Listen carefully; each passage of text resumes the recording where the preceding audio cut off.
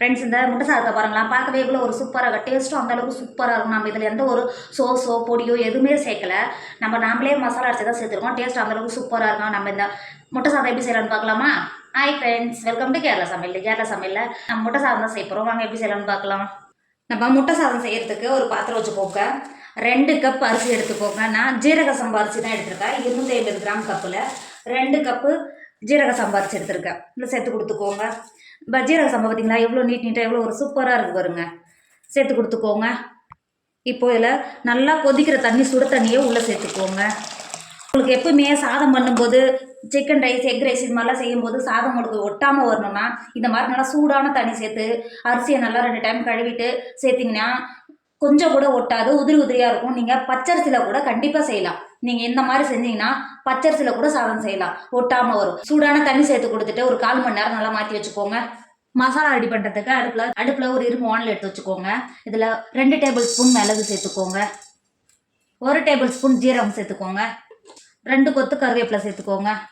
கொடுத்துட்டு நல்லா வாசனை வர வரைக்கும் நல்லா வறுத்து எடுத்துக்கோங்க. நம்ம சேர்த்த ஜீரகம், மிளகு, கருவேப்பிலை எல்லாம் சேர்ந்து நல்லா வறுத்து எடுத்துக்கோங்க. பாருங்கள் எந்த அளவுக்கு நல்லா கிறிஸ்பியாக கருவேப்பிலை மிளகு எல்லாம் நல்லா வறுந்து வந்துருக்கு பார்த்தீங்களா.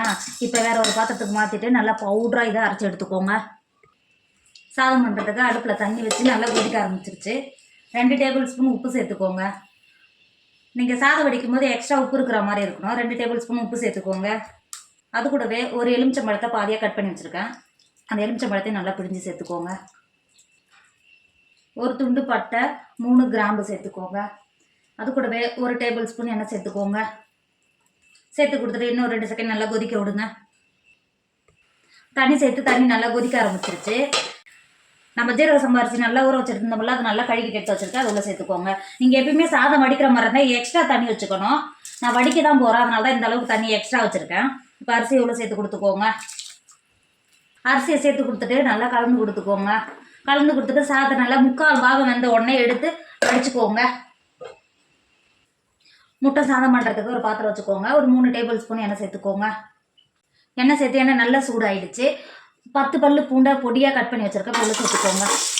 பூண்டை சேர்த்து கொடுத்துட்டு 6 பச்சை மிளகாயை நல்லா பொடியாக கட் பண்ணி வச்சுருக்கேன். அதையும் உள்ள சேர்த்து கொடுத்துக்கோங்க. ஒரு பெரிய சைஸ் வெங்காயத்தை நல்லா பொடியாக கட் பண்ணி வச்சுருக்கேன். அதையும் உள்ள சேர்த்து கொடுத்துக்கோங்க. வெங்காயம், பூண்டு, பச்சை மிளகாய் எல்லாத்தையும் நல்லா வதக்கிக்கோங்க. வெங்காயம் இந்த அளவுக்கு நல்லா வதங்கி வந்திருக்கு. 1/4 கப் கேரட்டை கட் பண்ணி வச்சுருக்கேன். உள்ள சேர்த்துக்கோங்க. கேரட் சேர்த்து ஒரு 10 நிமிஷத்துக்கு நல்லா வதக்கிக்கோங்க. இப்போ பாருங்கள், கேரட் சேர்த்து நல்லா ஒரு 10 நிமிஷம் நல்லா வெந்து வந்துருச்சு. அது கூடவே 1/4 கப் பீன்ஸ் கட் பண்ணி வச்சுருக்கேன். உள்ளே சேர்த்துக்கோங்க. சேர்த்துட்டு இது ஒரு 5 நிமிஷம் நல்லா வதக்கிக்கோங்க. கேரட்டு கொஞ்சம் வேகிறதுக்கு நீங்கள் ஃபஸ்ட்டே சேர்த்து கொடுத்துட்டீங்கன்னா ஒரு 10 நிமிஷம் நல்லா வதங்கி நல்லா வெந்து வந்துருச்சுன்னா பீன்ஸ் அந்த அளவுக்கு வேகிறதுக்கு சமயம் எடுக்காது, சட்டுன்னு வெந்து வந்துடும். இப்போ சேர்த்துட்டு ஒரு 5 நிமிஷம் மட்டும் நல்லா வேக வச்சுக்கோங்க. பாருங்கள், காய் நல்லா வதங்கி வந்துருச்சு. நம்ம சேர்த்த பீன்ஸும் கேரட்டும் நல்லா வதங்கி வந்துருச்சு. இப்போ இந்த சைடு மட்டும் இந்த காயை மட்டும் இந்த ஓரம் தள்ளி வச்சுக்கோங்க. தள்ளி வச்சுட்டு 4 முட்டையாக உடச்சி எடுத்து வச்சுருக்கேன். இப்போ உள்ள சேர்த்துக்கோங்க. முட்டை சேர்த்து கொடுத்துட்டு ஒரு 1/4 டேபிள் ஸ்பூன் உப்பு சேர்த்துக்கோங்க. அது கூடவே நம்ம ஏற்கனவே பொடியை அரைச்சி வச்சுருக்கோம்ல, வறுத்து அந்த பொடியை இப்போ சேர்த்து கொடுத்துக்கோங்க.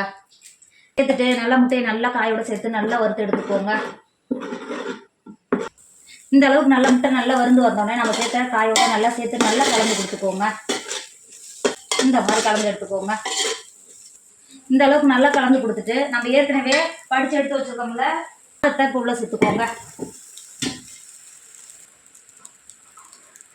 சாதத்தை சேர்த்து கொடுத்துட்டு நம்ம அரைச்சி எடுத்து வச்சுருந்தோம்ல, அந்த பொடியை இப்போ உள்ள சேர்த்துக்கோங்க. சேர்த்துட்டு சாதம் நம்ம சேர்த்த வெஜிடபிளோட எக்கோட நல்லா சேர்த்து கலந்து கொடுத்துக்கோங்க.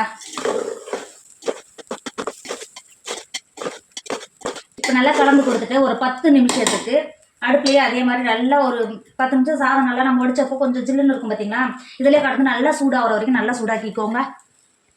நல்லா கலரி கொடுத்துட்டு ஸ்டேஜில் ஒரு கைப்பிடி அளவு மல்லித்தழையை கட் பண்ணி வச்சுருக்கோம். உள்ளே சேர்த்துக்கோங்க. சேர்த்துட்டு நல்லா கலந்து கொடுத்துக்கோங்க. இப்போ பாருங்கள், நம்ம எந்த ஒரு சோஸ் எதுவும் சேர்க்காம நம்மளோட சூப்பரான எக் ரைஸ் சூப்பராக ரெடி ஆகிடுச்சு. இதோட டேஸ்ட் அந்த அளவுக்கு சூப்பராக இருக்கும். நீங்கள் இதை முட்டை சாதம்னு சொல்லலாம், எக் ரைஸ்ன்னு சொல்லலாம். டேஸ்ட் அந்த அளவுக்கு சூப்பராக இருக்கும். நம்மளோட எக் ரைஸ் ரெடி ஆகிடுச்சு. இறக்கிக்கோங்க.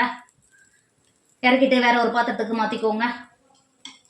ஃப்ரெண்ட்ஸ், நம்மளோட எக் ரைஸ் முட்டை சாதம் சூப்பராக ரெடி ஆயிடுச்சு. இதோட டேஸ்ட் அந்த அளவுக்கு சூப்பராக இருக்கும். இப்போ எல்லாமே பிள்ளைங்கள்லாம் ஸ்கூல் போக ஆரம்பிச்சிட்டாங்க. நீங்கள் வீட்டில் லஞ்ச் பாக்ஸாக கூட செஞ்சு அனுப்பலாம். ஸ்கூல் முடிஞ்சு வரும்போது லஞ்ச் பாக்ஸ் காலியாக தான் வரும். அந்த அளவுக்கு டேஸ்ட் சூப்பராக இருக்கும். கண்டிப்பாக நீங்கள் ட்ரை பண்ணுங்கள். என்னோட வீடியோ உங்களுக்கு பிடிச்சிருந்தா உங்கள் ஃப்ரெண்டு உங்கள் ஃபேமிலிக்கு ஷேர் பண்ணுங்கள். மறக்காமல் கேரளா சமையல் சப்ஸ்கிரைப் பண்ணிக்கோங்க. தேங்க்யூ.